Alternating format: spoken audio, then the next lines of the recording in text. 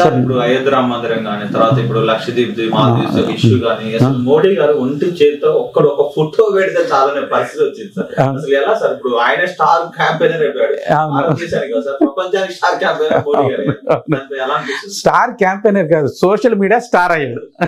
Social media star.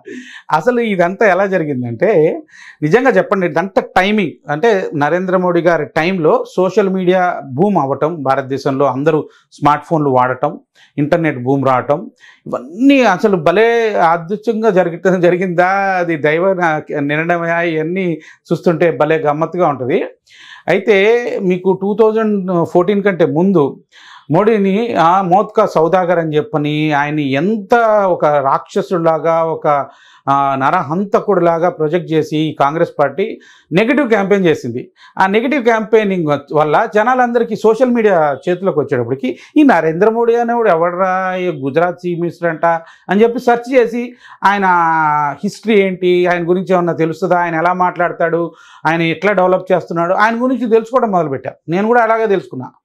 So ఆయన గురించి తెలుసుకున్న కొద్దీ ఈయనేంది ఇంత అసలు చదువు లేదంటాడు, స్కూల్కి వెళ్ళలేదంటారు, ఇంత దారుణంగా ఇంత బాగా మాట్లాడుతున్నాడు, ఇంత సక్సెస్ఫుల్గా ఇన్ని పథకాలు ఇంప్లిమెంట్ చేస్తున్నాడు, ఇంత డెవలప్మెంట్ ఎలా చేస్తున్నాడు, ఇంత పెద్ద పెద్ద ఈవెంట్స్ ఎలా చేస్తున్నాడు, మ్యాగ్నానిమస్ ఈవెంట్స్ అని జనాల్లో క్యూరియాసిటీ పెరుగుతూ ఆయనకి నెగిటివ్ క్యాంపెయిన్ వల్ల ఆయన పాపులారిటీ పెరిగింది.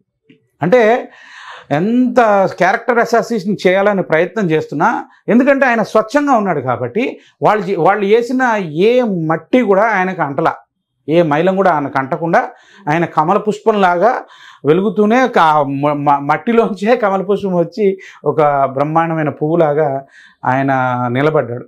మొన్న రామ మందిరం ఇనాగ్రేషన్ అప్పుడు లైవ్ ట్రాన్స్మిషన్ జరిగింది. అయితే నరేంద్ర మోడీ ఛానల్ తన ఓన్ యూట్యూబ్ ఛానల్లో ఎన్ని వ్యూస్ వస్తున్నాయని చూస్తే, లైవ్ అంటే ఎంతమంది వాచింగ్ అనేది చూస్తే ఎన్నో లక్షల మంది వాచ్ చేస్తూ వచ్చారు.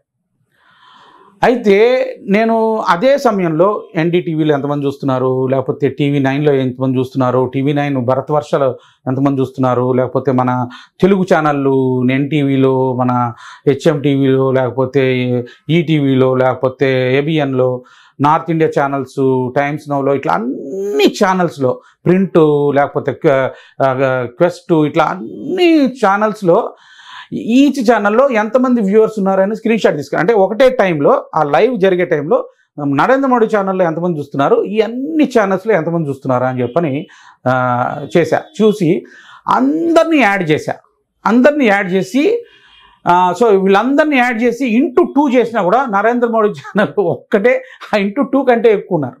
అంటే ఒక్క నరేంద్ర మోడీ ఇన్ని యూట్యూబ్ ఛానల్స్, ఇన్ని టీవీ ఛానల్స్ అన్నిటిని బీట్ చేస్తున్నాడు ఒక్కడే.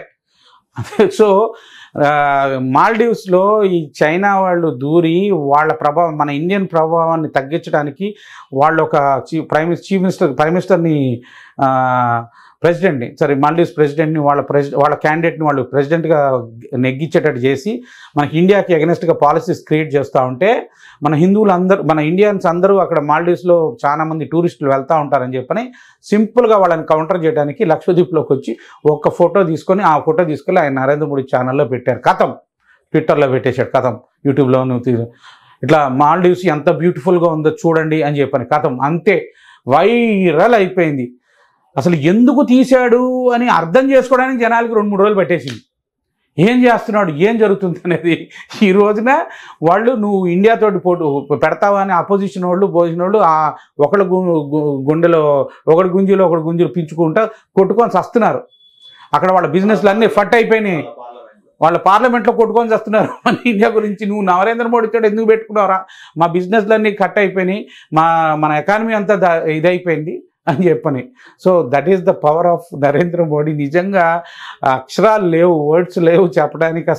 అసలు వర్ణనాతీతం ఈ క్యారెక్టరు. నరేంద్ర మోడీ గారు అనేవాళ్ళు క్యారెక్టరు మన భారతదేశానికి వచ్చి ఒక 1 ఈవెంట్ తోటి ప్రపంచమంతా ఒక్క తాటి మీద తీసుకొచ్చి ప్రతి ఒక్కళ్ళు దీపాలు పెట్టమంటే దీపాలు పెడుతున్నారు, బాంబులు కాల్చమంటే బాంబులు కాలుస్తున్నారు, పూజ చేయమంటే పూజ చేస్తున్నారు.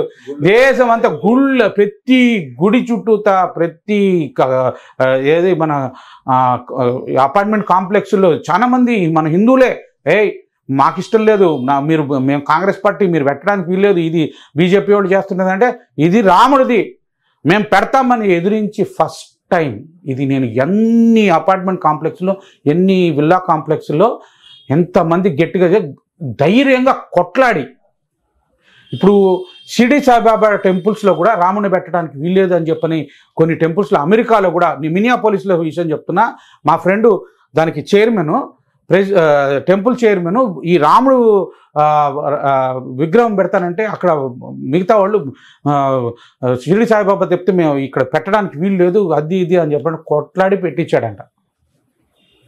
నా క్లోజ్ ఫ్రెండ్, నేను ఈసారి మాత్రం కొట్లాడి పెట్టించాను రమేష్ అని చెప్పాడు.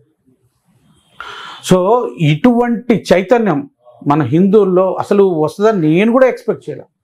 ఇంత మంచి అసలు ఏమి చేయట్లేదు, హిందువుల్ని అందరూ కొడుతున్నారు. మమతా బెనర్జీ కొడతా ఉంది, ఇటు ఉద్ధవ్ ఠాక్రే కాంగ్రెస్ గవర్నమెంట్ కొడతా ఉన్న, పాల్గర్లో సాధువుల్ని చంపుతున్నా, మోడీ ఏం చేయట్లేదు, అది చేయట్లేదు, ఇది చేయట్లేదు అని నిరుత్సాహపడిపోయారు.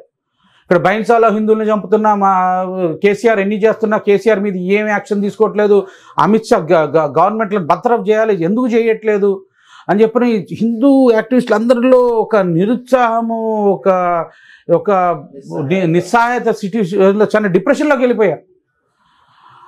అసలు ఇంత పెద్ద వరల్డ్ వైడ్ మీరు జస్ట్ ఇమాజిన్ చేయండి ఎంత వర్క్ జరిగిందో. ప్రతి టెంపుల్కి ఆ జెండాలు, ప్రతి ఇంటింట ఆ జెండాలు, ప్రతి కాంప్లెక్స్ని కనెక్ట్ చేస్తూ వాళ్ళకి కావాల్సిన సప్లైస్ డిస్ట్రిబ్యూట్ చేస్తూ, ఇంటింటికి అక్షంతలు పంపిస్తూ, అయోధ్య నుంచి అక్షంతలు లడ్డూలు పంపించటము, ఇది అసలు మానవ సాధ్యమేనా? ఇంత పెద్ద దేశం, అది మన దేశమే కాదు వేరే విదేశాలకు కూడా, ఆ దేశాలకు కూడా జెండాలు పంపించడము, అక్కడ ర్యాలీలు తీయటము, అక్కడ ప్రతి టెంపుల్ చుట్టూతా అసలు వర్ణనాతీతము. అసలు ఈ ఒక్క ఇన్సిడెంట్ రామరాజ్య స్థాపన చేస్తున్నానని చెప్పి డిక్లేర్ చేసేసాడు మోడీ గారు. అంటే జనవరి 22 మళ్ళీ దివాళీ లాగా సెలబ్రేట్ చేసుకోండి అని చెప్పాడనంటే మీకు మంచి హింట్ ఇచ్చేసాడు. రామరాజ్య స్థాపన ఇవాళ చేస్తున్నాము అని చెప్పని డిక్లేర్ చేసేసాడు ఇండైరెక్ట్గా. అంటే ఇంకా రామరాజ్యం రాలా, స్థాపన జరిగింది. పరిపాలనా వ్యవస్థలో చేంజెస్ అన్నీ కూడా థర్డ్ టర్మ్లో తీసుకొస్తానని చెప్పని సంచలనాత్మక ప్రకటన ఇండైరెక్ట్గా చేసేసాడు. సో హిందువులందరూ ఒకటవుతామని చెప్పని ఇప్పుడు చాలామంది రావటానికి సంసిద్ధమైపోయారు. ఇప్పుడు తెలంగాణలో కూడా స్టేట్ ఎలక్షన్స్ అంటే కాంగ్రెస్ కేసాం, కానీ సెంటర్కి మాత్రం మోడీ డైరెక్ట్గా అనేస్తున్నారు. సో ఈసారి అసలు 10 దాటిపోతే 11, 12 వచ్చే పరిస్థితి ఉందని చెప్పనంటున్నారు తెలంగాణలో బీజేపీ.